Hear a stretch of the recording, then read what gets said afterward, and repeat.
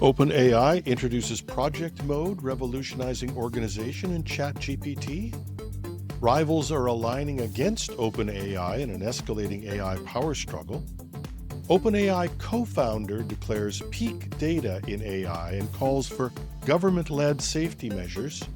And Gen Z and Millennials signal a potential mass resignation in 2025. Welcome to #Trending. I'm your host, Jim Love. Let's get into it. OpenAI has launched Project Mode as part of its 12 Days of Innovation, giving ChatGPT users a powerful way to organize and manage their conversations and tasks. Project Mode acts as a smart folder system, allowing users to group conversations, upload files, and set custom instructions tailored to projects. These enhancements integrate seamlessly with existing features like conversation search and the Canvas tool, enabling users to interact with their data in creative ways.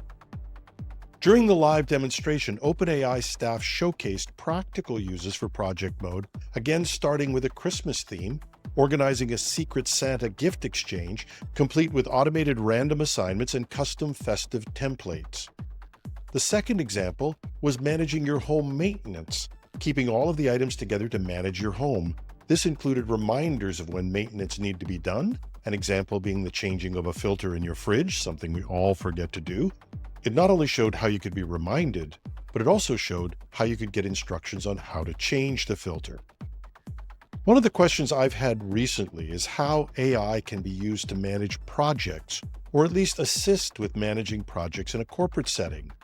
The addition of Project Mode adds some interesting capabilities. And of course, they once again focused on how this can help developers, using an example of a personalized website template with built-in tools for collaboration and iteration. On a humorous note, demonstrating the website was a little, shall we say, unconventional. The engineer's website had a Hire Me button on it and at least one F-bomb in the demo. Maybe times have totally changed, but he might need the Hire Me button on that website after all. On our Saturday show, we noted that OpenAI is really focused on not trying to just promise what they're going to implement, but on actually delivering it. They've had some blips, particularly with Sora, where their servers were swamped, and another time when their systems went down altogether, but overall, they have delivered most of the items they've talked about, or at least a substantial amount, as opposed to other companies like Google and even Microsoft, where there have been big announcements, but delivery of most of it is somewhere in 2025. They've also had the courage to do live demos, even if that meant showing the reality of their system. There were some delays at one point where everybody had to look and go, ooh, and even a minor issue in today's demo. But rather than being embarrassing, I think people might find this refreshing.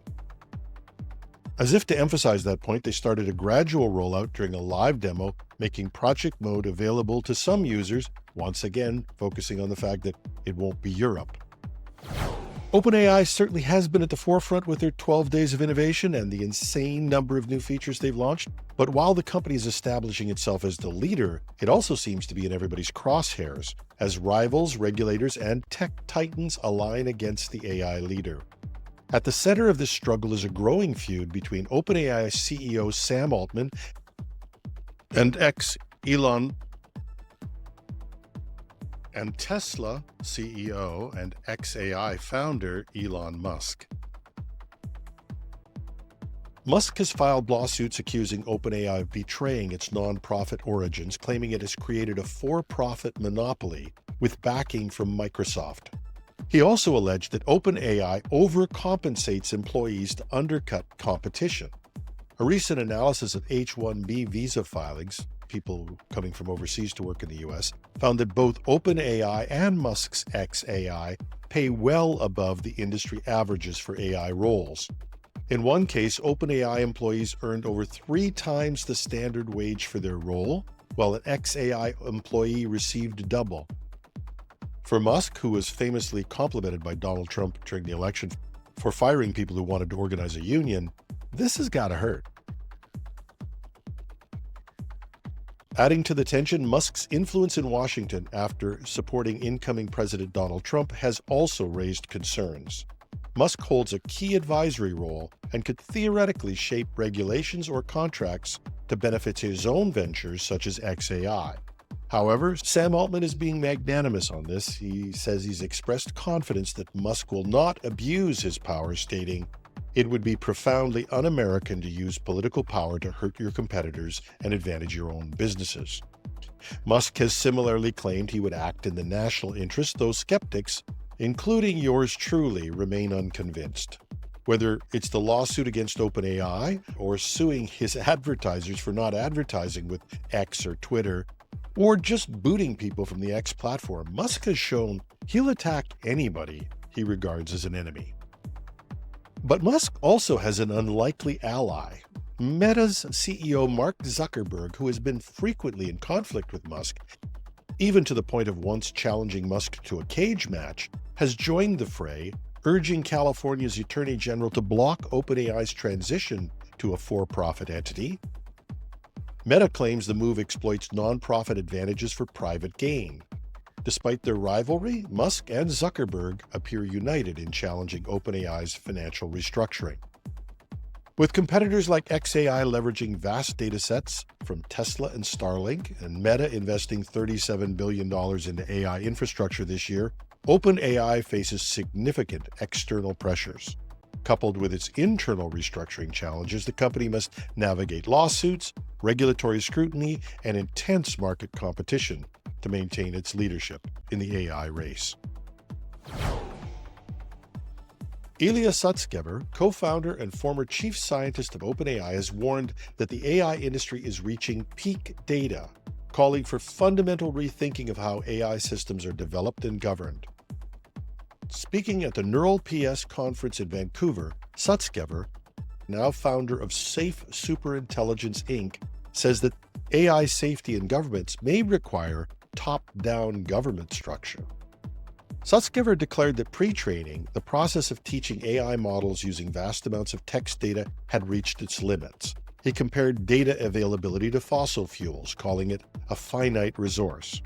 Future advancement, he said, will need to rely on more efficient use of existing data and innovative approaches to model scaling, akin to the evolutionary leap in brain development with our human ancestors. Looking ahead, Sber predicted AI systems will become increasingly agentic, performing tasks and reasoning autonomously. Unlike current AI, which depends on pattern matching, these systems will process information step by step, enabling them to handle limited data without confusion. However, he cautioned that reasoning could lead to greater unpredictability. When asked about incentives to ensure humanity benefits from AI, Sber admitted he didn't have a clear answer, but he stressed the need for a top-down government structure. He acknowledged that such questions demand deeper reflection, emphasizing the unpredictable trajectory of AI's future. Sber's insights reflect the shifting priorities in AI, balancing innovation with safety as systems become smarter, more autonomous, and potentially harder to control. And finally, a new report suggests that 2025 could see a wave of resignations from Gen Z and Millennials as dissatisfaction with wages and workplace conditions mount. According to a survey by background screening firm Checker, more than half of Gen Z workers and nearly half of Millennials would leave their jobs if they don't receive raises in the coming year. Unlike baby boomers, who often prioritized job security and long-term loyalty, younger generations see employment as transactional.